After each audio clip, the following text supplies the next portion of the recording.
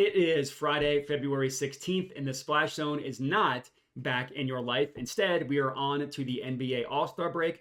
And what I'm going to be doing in this video is giving you a deep dive of the three-point competition, going through all of the odds and stuff like that, and then giving you two picks. I'm going to give you a favorite, and I'm going to give you a long shot. Favorite not meaning literally who is the biggest favorite to win, but who has got among the shortest odds to win. And then I'm going to give you a player among the longest odds to win. I'm going to put half a unit personally on each of them. Obviously, this stuff is mostly just for fun. So you're going to want to unit size responsibly. Don't go crazy betting the three-point competition or dunk contest or anything like that. But it is kind of fun to have some skin in the game. So what I'm going to be doing, again, two picks total.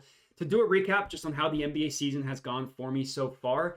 Yesterday, unfortunately, was not one of our best days. I gave out three picks. I got one of those three to cash. We ended the day yesterday down one unit. I'm kicking myself. I even mentioned it on the video. Maybe I'm trying to be too cute by not going with Steph Curry assists.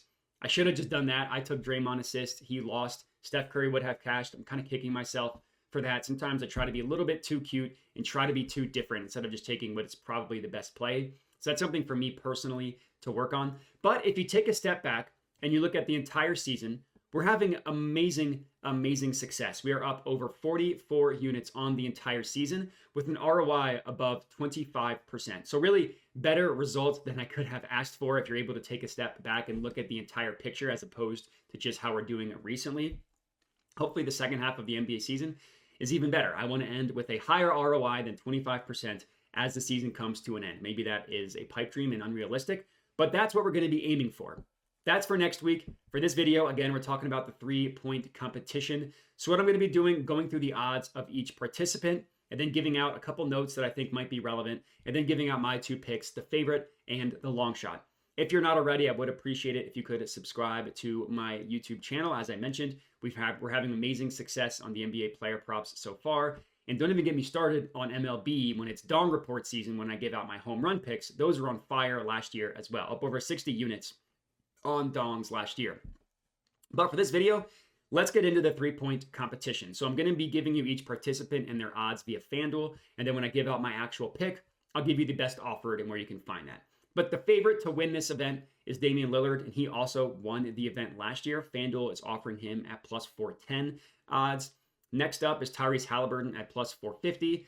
Then we have Trae Young at plus 550, Malik Beasley plus 650, Lauri Markkanen and Karl Anthony Towns are both at plus 700 on FanDuel, and then Donovan Mitchell and Jalen Brunson are both at plus 750.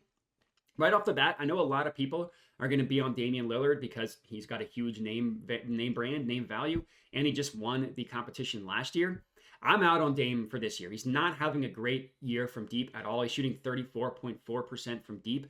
Last year, he was shooting 37.1%, but he was averaging over 30 points per game. Just having a much better year last year than he's having this year. He has admitted that there's some personal stuff going on that's impacting his shooting percentages, which kind of makes sense and you feel for him, but that doesn't make me want to bet on him for the three-point competition. So I'm out on Damian Lillard.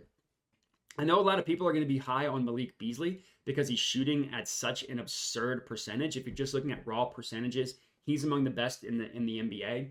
I'm also going to be out on him, mostly because he doesn't have a ton of volume, right? He just shoots at a high clip, but he doesn't have a high volume. So I try to find the best balance of shooting at a high clip while also shooting at a high clip, meaning number of attempts, while also shooting a high percentage of those attempts as well. So that's why guys like Malik Beasley, I'm out on. Stuff like that, just something to keep in mind. But we can get into it. So my favorite pick, my pick for the favorite, again, I'm putting a half unit on this one. I'm taking Tyrese Halliburton, plus 450 odds at FanDuel. Technically, he is a hometown player. He's playing for the Pacers. The All-Star game is in Indiana. Technically, a hometown player has never won the three-point competition before. To be honest, that doesn't really bother me. I don't really think there's anything to read into that. There's 9 participants. And just because the person's never won in their home stadium doesn't mean that's impossible. And that's also why I'm not taking him. I'm not taking him because he's playing in Indiana. So both of those things, there's a positive and a negative. None of that really matters for me. The reason why I'm in on Halliburton, there's a couple reasons. Number one, he has had success at this event before. That is not a requirement. It is definitely a bonus. Last year, he was the runner-up. He lost in the finals to Damian Lillard. But in the first round of the three-point competition, he scored a 31, which if you don't know what that means, he tied the record for most points in a round at 31. So it kind of makes sense after having that incredible round one that you just lose your juice a little bit, right? You're not able to keep it up after having such an amazing success in the first round. But the fact that he was so successful obviously is a bonus leading forward, right? Moving forward for the next round. He's 5 years into his career, shot 40% or more or better from deep every single year of his career, including this year where he's shooting 40% from three. Damian Lillard, 34.4%. That's a massive difference between Dame and Halliburton. I think the reason why he's not known as one of the league's premier shooters is just because he's got a funky form. It definitely doesn't look pretty at all, but it goes in a lot and he shoots them at a high clip, right? Looking into some more advanced stats is what kind of led me to Tyrese Halliburton. He takes the second most wide open three-point attempts in the entire NBA. He attempts 5.1 shots that are considered wide open by NBA standards.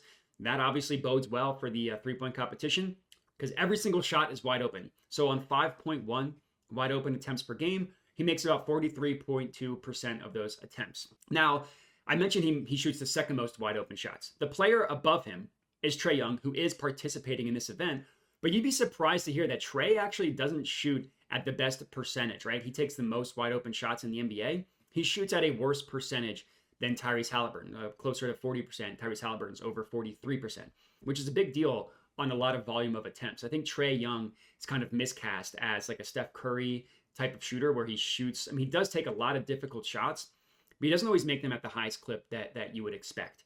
Now, if you want to look at the highest percentage of all the competitors for wide open shots, that would be Malik Beasley. But as I mentioned, he doesn't shoot at a high volume. He attempts less than 2.5 per game. That's literally half the attempts that Tyrese Halliburton has from wide open attempts. So Halliburton had kind of the best balance of shooting wide open shots at a high volume while also shooting them at a high percentage as well, which is kind of why I went with him. I like the fact that he had success last year. And look, if he even gets a 1% bonus of being the home player for this event, that only helps us. That's not why I'm on it. He is my favorite, my favorite pick among the favorites. Next up, our next pick, our long shot, I'm taking Lauri Markkanen. You can get him at plus 800 odds at Caesars. So you can get better odds at Caesars than you can at FanDuel. This will be Markkanen's second time participating in this event. He participated last year. He wasn't terrible. He didn't make it to the final round, but he also didn't completely blow up. He scored 20 points in the first round. He would have needed 23 or more to advance. So it wasn't like he was terrible by any means. So the fact that he does have experience, again, is not a requirement. I do like it as a bonus. Not a ton of guys have won their first time. It has happened before, but not super often. The reason why I like backing Markkanen, so for Halliburton, I looked at him because he shot a lot of wide open threes and he shot them at a pretty high clip. For Lauri Markkanen, instead of looking at wide open shots, I looked at the most catch and shoot opportunities in the NBA, where Lauri Markkanen literally attempts the most catch and shoot three-pointers in the entire NBA. He attempts 7.4. He's the only player in the NBA that attempts above 7. Every other player is 6 or below catch and shoot three-point opportunities per game. And he shoots 42% on those attempts. So he makes them at a high clip and he shoots them at a high volume as well, which is a good combination. Catch and shoot is the mechanics of it are probably the most similar to how the three-point competition works because you don't get to take a dribble. So pull-up shots, shots off the dribble don't count. It really is kind of a catch and shoot opportunity. So the fact that he shoots a ton and shoots them at a pretty high success, pretty high percentage made, is does bode well. For context, the next participant of the three-point competition who's closest to Lauri Markkanen is Malik Beasley. He does shoot them at a higher clip, but he shoots only 4.8 catch and shoot opportunities per game. That's almost a full 3 below Lauri Markkanen. And in terms of wide open attempts, so Halliburton, as I mentioned, attempts the second most wide open three-point attempts in the NBA. Lauri Markkanen attempts the third most, not of the NBA, of the players participating. So it goes Trae Young, Tyrese Halliburton, and then Lauri Markkanen is third in terms of participants in wide open three-point opportunities. He attempts about 3.6 per game, so almost 2 fewer than Tyrese Halliburton, and he makes 45% on those 3.6 attempts. So that is more than Malik Beasley, who is a kind of a darling to win this event. Again, I'm not kind of seeing it. So for Lauri Markkanen, he had a pretty good balance of both catch and shoot opportunities and wide open three-point opportunities as well, which is kind of why I went with him. On the year, he's shooting 40.4% from three, so he's shooting at a good clip on the entire season. So I think riding with him as a plus 800 long shot makes complete sense. Let's hope we can get Tyrese Halliburton or Lauri Markkanen to win the three-point competition. If that happens, we will be up many units. But that's all we got for this video. More stuff coming on the All-Star break. Would appreciate it if everybody, again, if you could like the video, comment, subscribe, all that good stuff. Appreciate everybody for watching, and have a good one.